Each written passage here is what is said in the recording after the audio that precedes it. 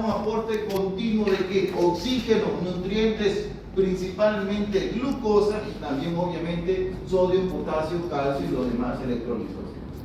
Y estos van a producir reacciones químicas catabólicas continuas, puesto que su actividad constante y elevada, sabemos que el corazón no va a parar. Entonces las arterias coronarias son las arterias que tienen que estar llevando todo ese requerimiento nutricional y de oxígeno a nuestras células del corazón, porque si no, no hay homeostasis, hay isquemia, que es la disminución del flujo, y el corazón no puede estar sin contraerse, porque él es el encargado de distribuir toda la sangre. La mayoría del flujo coronario se da durante la sístole ventricular. Dentro de las fases de contracción o del ciclo cardíaco tenemos dos fases. Tenemos lo que es, entonces, el ciclo cardíaco. Tenemos lo que es la sístole y la diástole. Sístole significa la contracción del músculo cardíaco y diástole la relajación. Obviamente las fibras del corazón también pasan por etapas que se llaman despolarización, repolarización y reposo. Vamos a ver que esta aumenta la frecuencia cardíaca dependiendo de la necesidad de lo que es nuestro cuerpo. Entonces en la diástole va a haber menos flujo sanguíneo porque, en la sístole es cuando hay la mayoría, porque el corazón es cuando más se está necesitando, y en la diástole es cuando hay poco tiempo para el aporte de oxígeno. Dentro de eso hay algunas alteraciones morfológicas, patológicas o infecciosas también, ya que pueden alterar el flujo de las arterias coronarias. Y eso no puede pasar, pero el corazón sin oxígeno y glucosa va a sufrir daño, lesión, isquemia y infarto, que es lo peor para el corazón. Hay algo que se llama espasmo vascular, o sea, una vasoconstricción, disminuyendo el flujo sanguíneo y el calibre del vaso va a disminuir el flujo sanguíneo. A veces son de origen neurológico, hormonal, farmacológico. Arteriosclerosis significa la formación de arteromas, que son compuestos químicos con colesterol y algunas sales, y eso se va a adherir, se va a prender a la pared de las arterias, endureciéndolas, y si están duras no van a poder realizar la contracción y relajación normalmente que hacen. Y también se pueden formar trombos, ¿ya? Que son tromboembolismo, que significa un trombo que se mueve a través de los vasos, y un trombo se ha formado de un coágulo. Ahí es cuando hay alteraciones en la coagulación, o también a partir de los ateromas, ya que estas placas, este engrosamiento de la capa arterial también puede desprenderse, y nuestro cuerpo nunca permite, así que las demás células blancas atacan al ateroma y comienza a formarse como un coágulo como defensa de nuestro cuerpo, y esto, al llegar a calibres mucho más pequeños, obstruye el flujo sanguíneo. Más adelante vamos a hablar de infarto, pero primero tenemos que conocer y recordar, porque ustedes ya lo saben, la anatomía microscópica del músculo cardíaco, ¿no es? Ustedes ya lo saben por histología. Pero recordar que este músculo cardíaco también es conocido como músculo estriado. Entonces, tiene algo parecido, estructura morfológicamente, al esquelético. Vamos a ver que este es un músculo llamado también sincitio funcional, porque funciona todo al mismo tiempo. Entre ellos se comunican y se transmiten la contracción y la despolarización. ¿Gracias a qué? A lo que se llama los discos intercalados. Aquí lo podemos ver, en estas uniones de forma de zigzag están los discos intercalados. Estos discos intercalados, esta estructura propia del músculo cardíaco, que no hay en el músculo esquelético, tiene algo que se llama los desmosomas, que podemos verlos acá. Desmosomas, esto de aquí. ¿Qué son los desmosomas? Son las uniones que resisten el estiramiento por el llenado de la sangre en el corazón. Ya estas uniones intercelulares, también tenemos los gap junctions, que son uniones también intercelulares, pero estas son canales proteicos que van a transmitir el potencial de unión. Esto también aquí lo podemos ver, acá que se encuentran entre cada célula. Ellas van a transmitir que el potencial de acción, la despolarización entre toda la fibra muscular cardíaca.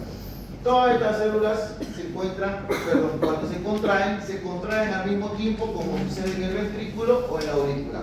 Obviamente, aparte de que vemos que no hay discosetas, que es una diferencia entre el esquelético y el músculo cardíaco, no hay discosetas, sino discos intercalados. Pero está lo que son las bandas I, banda ancha, y lo que es el entrecruzamiento de la actina y la miosina, formando las bandas oscuras y claras. También obviamente va a haber mitocondrias, vamos a ver los retículos sarcoplásmicos que se encuentran ahí. También los núcleos que se encuentran a nivel periférico con esta fibra muscular. Dentro de la división o clasificación del músculo cardíaco, tenemos tres tipos de células o tres tipos de músculos. Músculo auricular, músculo ventricular o células musculares auriculares o células musculares ventriculares. Tenemos las últimas, que son las únicas y propias del corazón, las cuales lo diferencian del esquelético también. Fibras musculares excitadoras o conductoras especializadas en la conducción y excitación. Este grupo de células son autónomas, automáticas, ya autoexcitables. No necesitan que venga la fibra nerviosa, el neurotransmisor o la hormona del hígado, contrae esta fibra. No, ellas independientes, automáticas. Sí van a recibir estímulos para aumentar su contracción o disminuir, pero ese es otro tipo de mecanismo. Ellas propias inician su propio potencial, no como el esquelético o liso, que viene el nervioso o viene la hormona e inicia la despolarización. En cambio acá no, ellas son autónomas. Fisiología del músculo cardíaco. El músculo auricular y ventricular son considerados dos músculos, aunque tienen la misma característica histológica. Pero las fibras musculares excitadoras y conductoras especializadas, ¿ya? Ellas contienen pocas fibras contráctiles, se contraen espontáneamente, ¿ya? Estas son las fibras que van a iniciar la despolarización, que más adelante se van a formar como agrupaciones, formando lo que se llama nódulos o marcapasos del corazón. Aparece más adelante, vamos a hablar del nódulo sinusal, el nódulo auriculoventricular y el aftetis, que son agrupaciones de este grupo de células que están conduciendo a la frecuencia cardíaca y a lo que es la contracción del músculo. Entonces tenemos fibras musculares excitadoras y conductoras especializadas. Tenemos la contracción espontánea y rítmica, ¿ya? Y tenemos determinadas velocidades de conducción, que esto va a controlar el latido del corazón. Entonces, estas fibras especializadas son las que comandan, están mandando el impulso y son las que determinan cuánto es la frecuencia cardíaca promedio del músculo del corazón. El músculo cardíaco auricular y ventricular. Vamos a ver que contiene actina y miosina, igual que el esquelético. Y una diferencia es que el cardíaco tiene membranas que atraviesan los filamentos. Esos son lo que vimos hace rato, los discos intercalares. ¿Reciben un nombre? Ahí está, discos intercalares. Esa es la otra diferencia que hay. Ya hemos dicho, en vez de discoseta están los discos intercalares. En el ISO eran los. ¿Qué eran en el ISO? En vez de discoseta. ¿De acuerdo?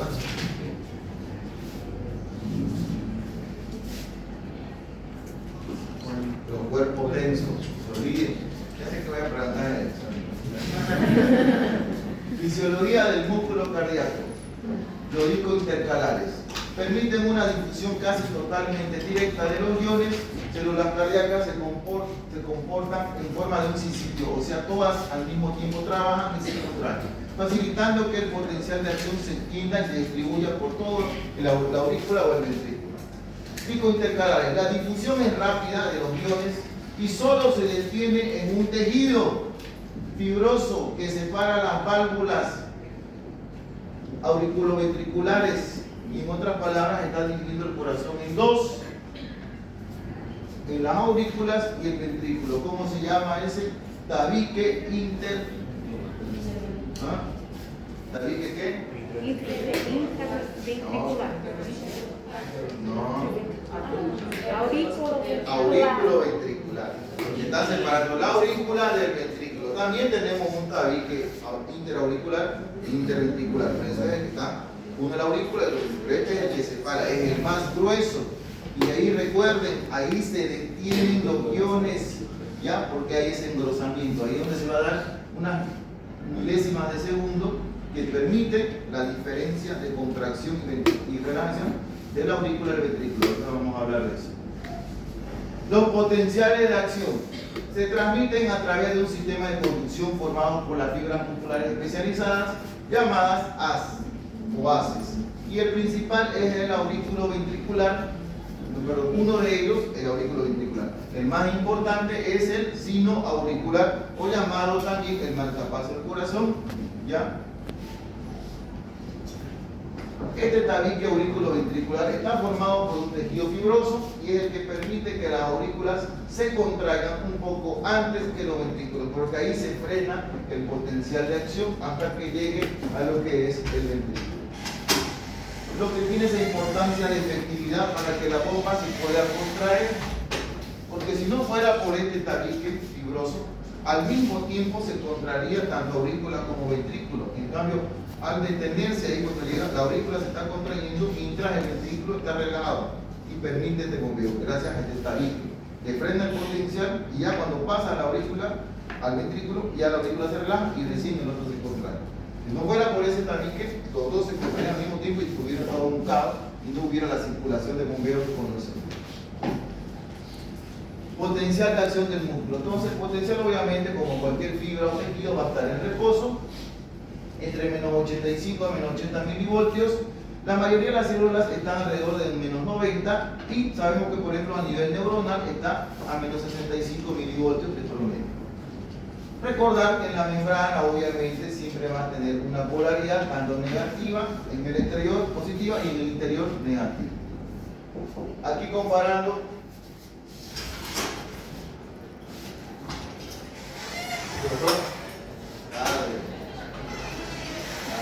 la próxima no. En esta figura ponemos una comparación de los potenciales de acción de diferentes tejidos. De color azul tenemos la motoneurona que inerva el músculo esquelético. Vean el tipo de espiga o chico, es muy rápida, ¿ya? Y corta duración, 2 a 3 milésimas de segundo. De color verde tenemos ya lo que es el músculo esquelético, su contracción, su potencial de acción, mira, mucho mayor, 3, 4, 5 a 4 milésimas de segundo, igual en estudio. Pero vean cuál es el más rápido, la nerviosa. Recuerden que es 13 veces más rápido que la muscular. Pero después de color rojo está, miren, el músculo cardíaco, más de 10 milésimas, llega hasta 14 o 15 en algunos casos. Mucho más lento, ¿ya? Mucho más retraso su repolarización, típico de que el meseta. Este es el más característico de los potenciales meseta y hay en nuestro cuerpo, en el tejido cardíaco. El potencial de acción del músculo cardíaco tiene un término en promedio de 105 milivoltios en cada latido y se eleva desde su valor normal hasta menos 85, y este potencial de membrana puede llegar hasta más 20. Nosotros recordábamos que en el esquelético llegaba hasta más 35, ¿no? Dentro del potencial de acción del músculo cardíaco también tenemos la fase, obviamente, de reposo, repolarización y despolarización. Pero aquí aparece algo que nosotros tenemos que recordar, que no solo el sodio, el calcio, el potasio y la bomba sodio y potasio van a intervenir en la despolarización, sino que van a formarse algo que se llaman ondas en cada etapa o fase de contracción del músculo cardíaco, tanto en la sístole como en la diástole. Van a aparecer lo que son las despolarizaciones del ventrículo y de la aurícula. Vamos a ver que hay despolarización y repolarización del ventrículo, como también de la aurícula. Ambos van a tener despolarización y repolarización. Y nosotros, con un aparato que se llama electrocardiograma, podemos graficar esos potenciales de acción de lo que son la fibra muscular cardíaca.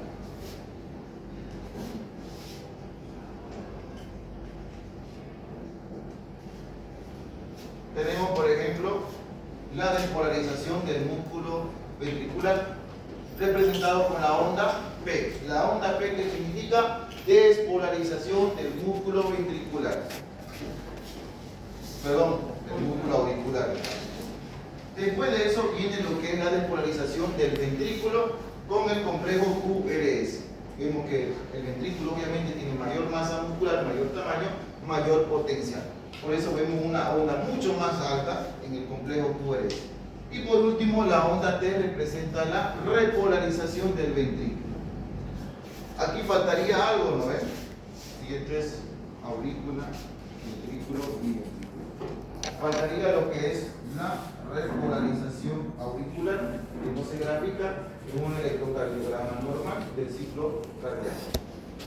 Está aquí, solo que no se grafica. ¿Por qué? Porque el potencial del ventrículo es mucho más alto y mayor carga eléctrica que la auricular.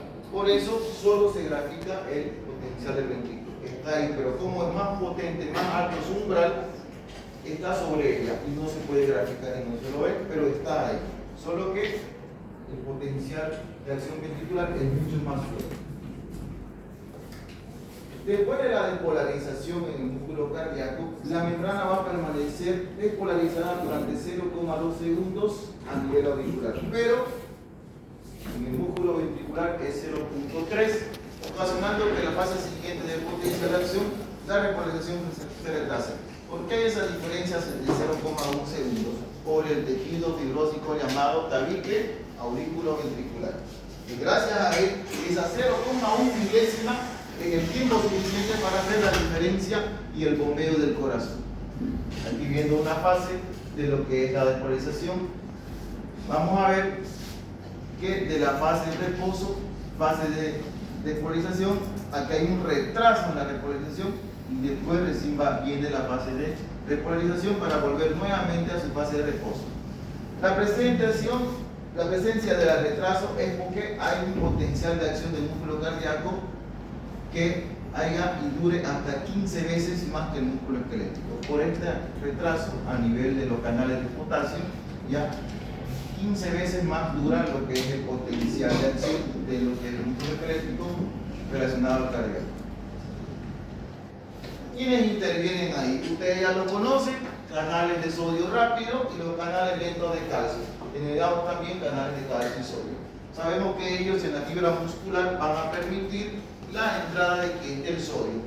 El músculo cardíaco es similar al esquelético. Tenemos lo que es los puentes cruzados, la quina y la miosina, las proteínas contráctiles o miofibrilas contráctiles. Tenemos el retículo sarcoplasmático, depósito del calcio. Viene el impulso nervioso de las células especializadas, que son las que están transmitiendo ese impulso de contracción a las fibras musculares auriculares o ventriculares, permitiendo la entrada de ¿quién? Del sodio adentro, iniciando la despolarización, saliendo el calcio a nivel intra o entrando del extralintra. También está la bomba sodio-potasio que va a repolarizar o recargar a la membrana para que vuelva a estar en reposo para el siguiente latido del corazón. Los canales entonces son lentos de calcio y los de sodio permanecen abiertos durante varias décimas. Y esto va a causar que la meseta propia del músculo cardíaco. Entonces tenemos canales lentos de calcio, a diferencia del esquelético que son rápidos, ¿ya? Y permanecen abiertos durante varias décimas, haciendo que haya un retraso en la repolarización. Y eso permite la contracción sostenida y prolongada de la fibra muscular cardíaca. Otra causa que contribuye a explicar el potencial prolongado del músculo cardíaco es la salida retrasada de ¿quién? De los iones del potasio. Hay retraso entonces en la repolarización, haciendo que se prolongue más la meseta. De este modo se evita un potencial que vuelva a su nivel de reposo. A diferencia del esquelético, el músculo cardíaco ya no va a volver a un estado de reposo donde no está restringido, porque el corazón no se detiene. Vuelve a recargarse y cuando está queriendo llegar a su etapa de reposo, no le permite, como vemos acá, y nuevamente se inicia, y nuevamente se inicia. Le permite recargar, pero no deja a volver a reposo. Así como el esquelético se contrae y ya se detuvo. El hizo también, pero el cardíaco no. Por más que sea lenta su contracción, no para. No le va a dar el tiempo a la fibra muscular para repolarizarse o recargarse como la muscular, esquelética o lisa. Ciclo cardíaco.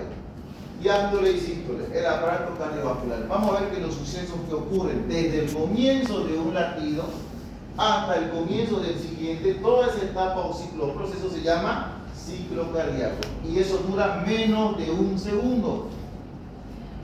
Cada ciclo se inicia con la generación espontánea de un potencial de acción, donde en las células especializadas en la excitación y la conducción, formando una agrupación principal, el nódulo sinusal, o llamado también sino auricular o marcapasos del corazón.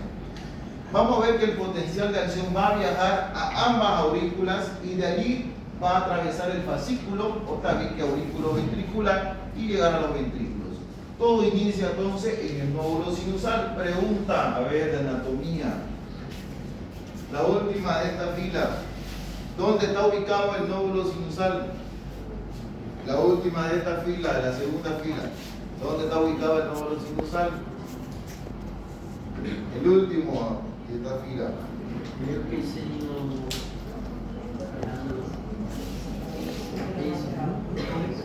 ¿Qué es eso? La aurícula, ya, ¿cuál? Derecha, ya, ¿dónde? A la altura del nódulo del útero.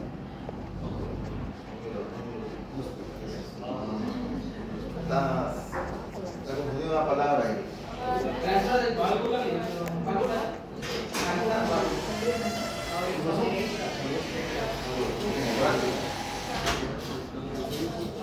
Sabemos que está en la aurícula derecha, ya, sabemos que está.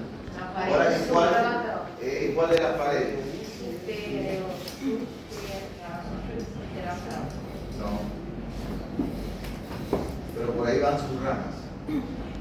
Está en la pared posterior, donde está desembocando el seno carotídeo. Esa es anatomía.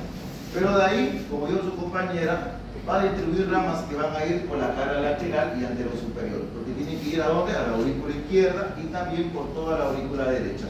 Tiene 3 ramas principales y una cuarta que va a inervar a toda la aurícula derecha. Después van a juntarse en donde, en el tabique auriculoventricular, formando ahí el nódulo auriculoventricular. Y ese atraviesa el nódulo y forma otra agrupación, atraviesa el tabique y forma el haz de His.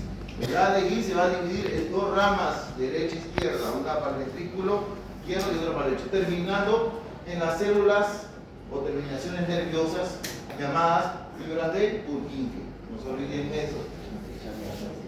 Diástole, la primera fase del periodo de relajación del músculo cardíaco, donde el corazón se llena de sangre.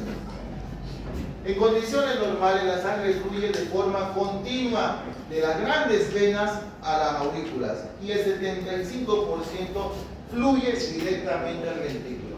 Para que el ventrículo se llene por completo, las aurículas tienen que contraerse en cada segundo antes que el ventrículo. Y esta contracción va a permitir ya el llenado restante, que sería el 25%, y el llenado completo del ventrículo.